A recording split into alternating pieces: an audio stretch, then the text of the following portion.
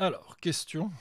On a ces deux séries, apparemment assez semblables. L'unique chose qui semble les distinguer, c'est qu'il y en a une qui a un 1 ici et l'autre qui a un 2 ici. Alors, on va étudier la convergence de ces séries, puis montrer que en fait, ces deux séries ont un comportement très différent. Alors, commençons par la chose suivante. On va nommer euh, les coefficients, les termes généraux de ces séries, AN et BN. Et puis ce qu'on va faire, c'est regarder de plus près ce que font les coefficients AN et BN pour des n grands, et puis voir si on peut conclure sur la convergence ou la divergence de ces séries. Alors commençons par le AN. Donc le AN, j'ai plutôt envie de l'écrire comme un sinus à une puissance n.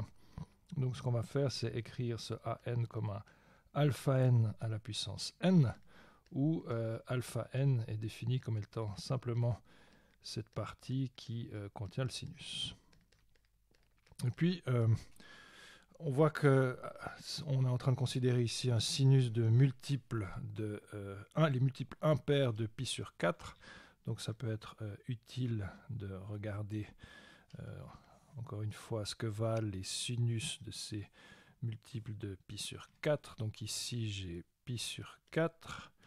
Ça c'est 1 pi sur 4, 2 pi sur 4 c'est pi sur 2, 3 pi sur 4 c'est ce qu'on a ici, 3, 4 pi sur 4 c'est pi, 5 pi sur 4 qui est ici en bas, et puis le 7 pi sur 4 qui est ici. Puis après on a évidemment de la périodicité. Okay. Alors pi sur 4 a un sinus de racine de 2 sur 2, 3 pi sur 4 aussi, par contre 5 pi sur 4 et 7 pi sur 4 ont eux des sinus de moins racine de 2 sur 2. Alors on va peut-être les écrire ici. Ici on a plus racine de 2 sur 2. Ici on a moins racine de 2 sur 2. Donc c'est probablement les nombres qui vont apparaître dans la formation de cette série. Alors regardons certains termes. Si j'ai n égale 1, j'ai alpha 1 qui vaut, ici j'aurai 2 fois 1 plus 1, donc 3, et sinus de 3 pi sur 4, on a dit c'est plus racine de 2 sur 2. Et donc le A1, c'est racine de 2 sur 2, à la puissance 1 si on veut. Ensuite, prenons le terme alpha n égale 2. Donc le alpha 2, j'aurai 2 fois 2 plus 1, ça fait 5, ça me fait le 5 pi sur 4, donc c'est un sinus qui vaut moins racine de 2 sur 2. Donc le A2, c'est moins racine de 2 sur 2 au carré. Continuons. Alpha 3, j'aurai 3 fois 2 plus 1 qui fait 7, ça me refait le moins racine de 2 sur 2. Et donc A3, c'est moins racine de 2 sur 2 à la puissance 3. Continuons, il faut en faire plusieurs pour commencer à comprendre la structure. Alpha 4, 4 fois 2 plus 1, ça fait 9. Ça me refait le pi sur 4, qui est un sinus de racine de 2 sur 2. Donc A4 vaut plus racine de 2 sur 2 à la puissance 4. Puis après, on commence à voir quelque chose qui se répète. Parce que quand je fais alpha 5, 5 fois 2 plus 1, ça fait 11, 8, 9, 10, 11, ça me refait le 3 pi sur 4. Donc j'ai de nouveau du plus racine de 2 sur 2. Et donc le A5, il vaut plus racine de 2 sur 2 à la puissance 5. Donc on commence à voir ce qui va se passer. On va avoir des moins, des plus, j'aurai 2 moins, suivi de 2 plus, suivi de 2 moins, suivi de 2 plus, etc. Donc je peux écrire en fait le résultat de ce que j'ai obtenu. C'est qu'en regardant de plus près les coefficients, ce que j'ai vu, c'est que mon n, en fait, il va valoir racine de 2 sur 2 à la puissance n si n est soit 1, soit 4, soit 5, soit ensuite soit 8 et 9. Donc ce sera n dans 1, 4, 5, 8, 9, 12, 13, pardon, etc. Et puis, par contre, on aura, pour alpha à n, on aura un moins, racine de 2 sur 2 à la puissance n.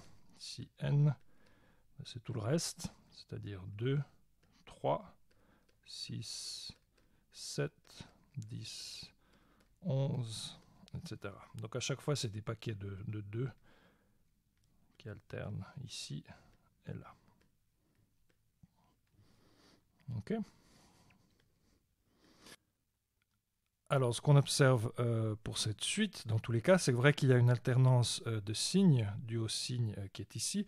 Ce qui se passe dans tous les cas, c'est que AN, elle est en valeur absolue, égale à quelque chose qui a un signe qui alterne, qui est négatif pour certains entiers, mais dans tous les cas, ce qu'on obtient en valeur absolue, c'est quelque chose qui est racine de 2 sur 2 à la puissance n. Et puis comme racine de 2 sur 2, c'est donc 1 sur racine de 2, qui est quelque chose de strictement plus petit que 1, eh bien, le terme général, en valeur absolue, il tend vers 0. Mais c'est plus que ça. Il tend vers 0 exponentiellement vite, parce que c'est un nombre plus petit que 1 à une puissance n. Et donc, en fait, cette série,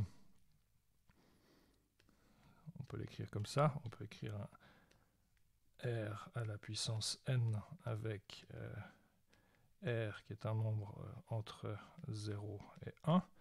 Et donc, la suite à n, en valeur absolue, nous donne une série qui est convergente. Donc, on dit que la série AN converge, c'est-à-dire que, suivant la terminologie du cours, c'est que la série AN converge, ce qu'on appelle absolument.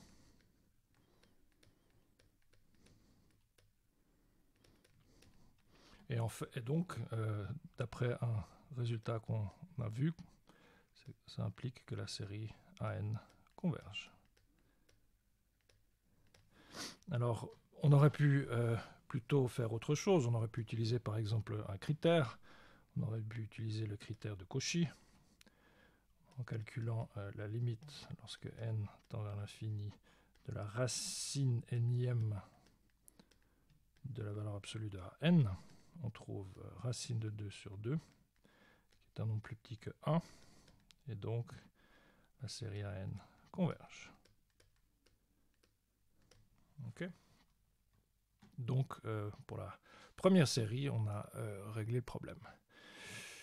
Regardons la deuxième, qui avait un terme général un petit peu différent, qui est ici.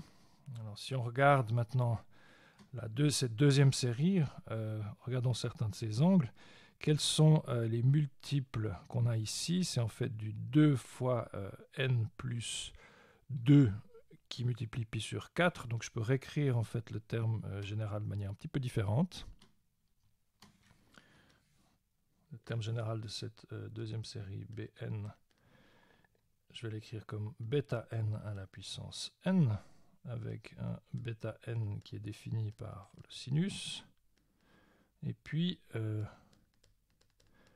peut-être envie de mettre un 2 en évidence à l'intérieur de ce sinus pour écrire plutôt mon bêta n de la manière suivante, c'est n plus 1 fois pi sur 2. Alors c'est plutôt les multiples de pi sur 2 qui apparaissent ici. Et puis de nouveau, si on les regarde,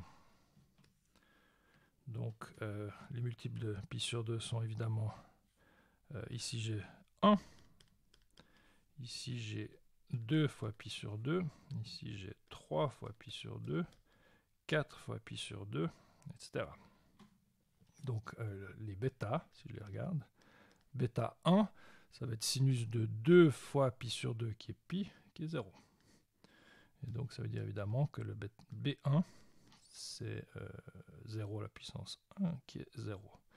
Ensuite le bêta 2, si je regarde le bêta 2, 2 plus 1 ça fait 3, 3 fois pi sur 2 ça fait moins 1. Donc le bêta 2, c'est moins 1 à la puissance 2 qui est plus 1. Ainsi de suite. Bêta 3. 3 plus 1, ça me fait 4 fois pi sur 2, ça fait 2pi. Donc ça fait 0. Donc le bêta 3, c'est 0. Et puis le bêta 4, on comprenne, 4 fois plus 1, ça fait sinus de 5 pi sur 2. 1, 2, 3, 4, 5, ça me fait du pi sur 2 qui est 1. Et donc le bêta B4, c'est 1 à la puissance 4 qui est 1. Encore un pour être sûr. Bêta 5, 5 plus 1, 6. Sinus de 3 pi. 1, 2, 3, ça fait 0. Donc le B5, c'est 0, etc. Donc on observe les valeurs suivantes. On aura que Bn sera égal à 1 si n est pair. Donc comme n égale 2, n égale 4, n égale 6, etc. Si n pair. Et puis 0 si n est impair. Et donc, évidemment, cette suite n'a pas de limite, parce qu'elle ne tend même pas, enfin si, mais elle ne tend pas en particulier vers 0. Bn ne tend pas vers 0. Donc il n'y a pas de test ou de quoi que ce soit impliqué. Ça implique que la série des Bn diverge. Et voilà. Faisons encore quelque chose. On pourrait regarder sur GeoGebra l'allure des termes généraux de ces deux séries. Donc ici, on a bien la première qui était celle avec le 2n plus 1. Et puis on voit bien qu'il y a ici cette alternance de signes. Alors on avait calculé A1 qui était racine de 2 sur 2. Ensuite, on a eu le A2 qui était moins racine de 2 sur 2 au carré, ce qui fait plus racine de 2 sur 2 au carré, ça fait 1 demi, ce qui est ce qu'on doit observer ici, voilà, 1 demi. Et puis le A3 qui était moins racine de 2 sur 2 à la puissance 3, qui fait moins ici, puis le A4, puis le A5 et le A6, où il y avait un moins 1 au carré, donc en fait, voilà. Et puis ici, on observe quand même que cette suite, elle tend vers 0, exponentiellement vite, même s'il y a ce signe négatif de temps en temps qui fait qu'on a des termes négatifs. Mais bon, on a dit que ça, c'était suffisant pour faire converger la série. Maintenant, si on change, et puis on change ici le plus 2, on a le plus 1, on a plus 2, eh bien, qu'est-ce qu'on observe? Eh bien, on observe une série qui ne tend même pas vers 0, parce qu'elle est alternée, elle passe du 0 à 1, 0, 1, 0, 1. Donc le terme général Bn ne tend pas vers 0, et la série évidemment diverge. Voilà.